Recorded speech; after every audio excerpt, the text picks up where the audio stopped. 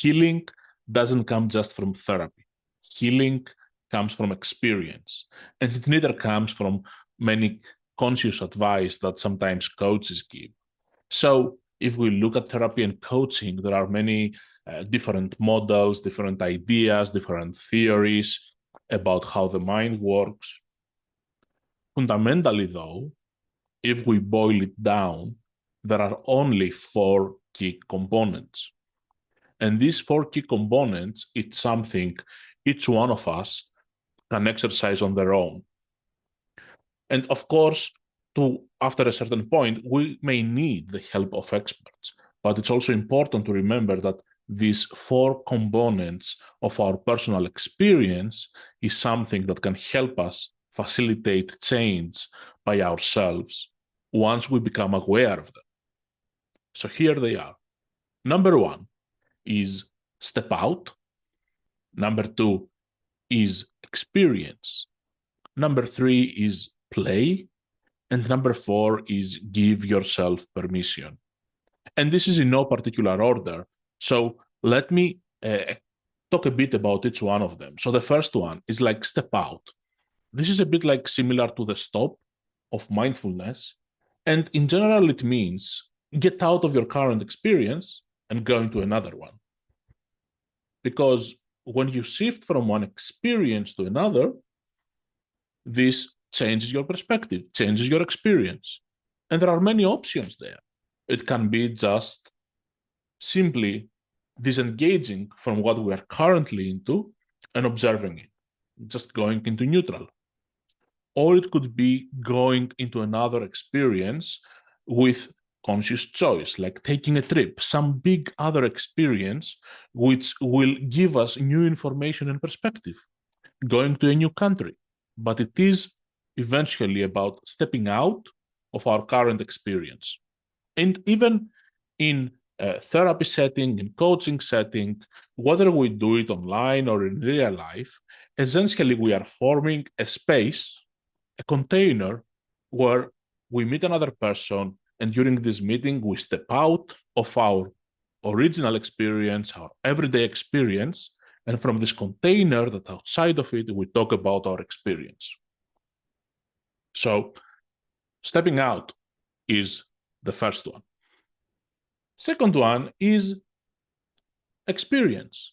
And by experience, partially I mean become aware. So whatever you go after stepping out, wherever you go after stepping out from one aspect of your life, then fully experience what you are there to do. Become aware of your intention, of the purpose you are doing that, and have the experience of what this is. If it is a trip, the purpose is to have fun and see new things and fill yourself with new ideas that may boost your creativity and your mood for the months to come. If it is just taking a moment and stepping out from something you are into to contemplate it, well, experience this contemplation. Take a moment to see. If it is meeting a friend, be with a friend, present in the moment. And if you are to visit a coach or a therapist, well, then go into the experience of having this interaction with the other person with the purpose of helping you. Honor the intention of the experience you are stepping into. That with awareness. That's what experiencing is all about. And three, it is about play. Now, play is very important because our mind opens up to possibilities when we engage with things playfully. So, sure, we can have an experience after stepping out from another experience, but what's our attitude towards it? Are we curious? Are we experimenting with it? Are we open to perceive new things? You see, when we go to have a vacation in a place we really enjoy, we go there with a playful attitude. And when we go to discuss with a friend we haven't seen for a while, we go there for an attitude, for a playful interaction. Even if it's just to tell our news and what's going on in our life, we go there curious, we go there open, we go there to experience and just also interact in a playful way with the aspects of the experience. So it's kind of like plays like, playing with the levers of the experience, the control elements of it, but with no purpose, just think, oh, if I do this, what happens? And if I do this, what happens? It basically also brings this openness. And the last one I mentioned is give yourself permission. One can think so many times one could do stepping out of an experience, be open to what the experience is and aware, and also play with it. But none of this can happen unless we give ourselves permission to do it. And this is very important because we need to give ourselves permission to step out of an experience. We give ourselves permission to experience what's going on in the moment. And we give ourselves permission to play with something. So giving ourselves permission comes with a sense of awareness of what we are doing.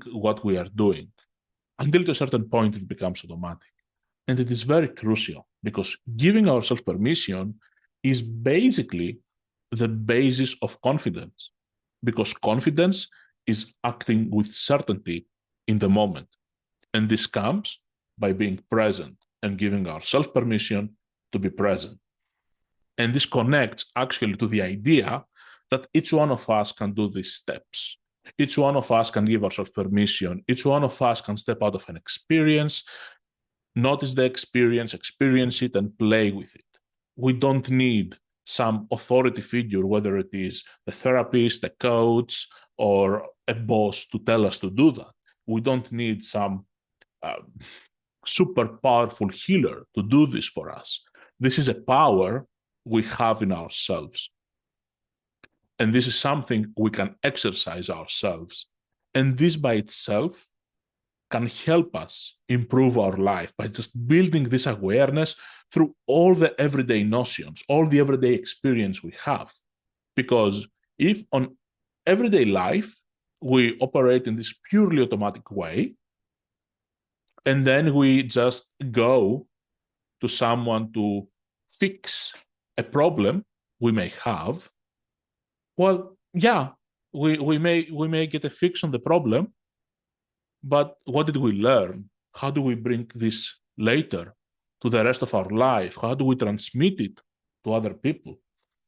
That's what this is all about. It's about personal empowerment and sharing it with others. And that's why I'm sharing this with you.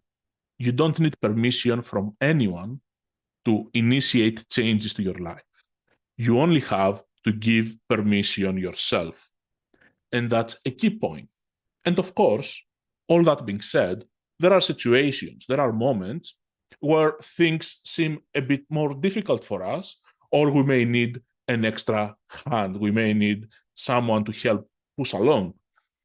And then it's okay to visit someone who is more of a specialist, because the difference of what someone like me, let's say, does versus someone who doesn't have the expertise to do these things is that just I've worked with more people, I have more awareness, and I've built it up more over the years because that's what I mostly focus on my time. And at the same time, if you have started this process with yourself, by yourself, you can achieve many things all by yourself. And when you go to visit someone who may be there to help you, no matter who this is, then everything will run more smoothly. Everything will progress much faster, and you will get much better results, and you will understand better how to integrate them in the rest of your life. So please give yourselves permission to do these things and don't expect to take permission from someone else. Give yourself permission to step out, to become aware of your experience and play with it. This is a power we all have. We are just culturally and habitually tend to forget it as life goes along. And that's what I wanted really to talk to you about. So if this sparked something inside you, please press a like and follow me for more, because really this is what many of the things I want to talk about. how all this system of offering products and solutions can really be simpler when we start from your personal empowerment.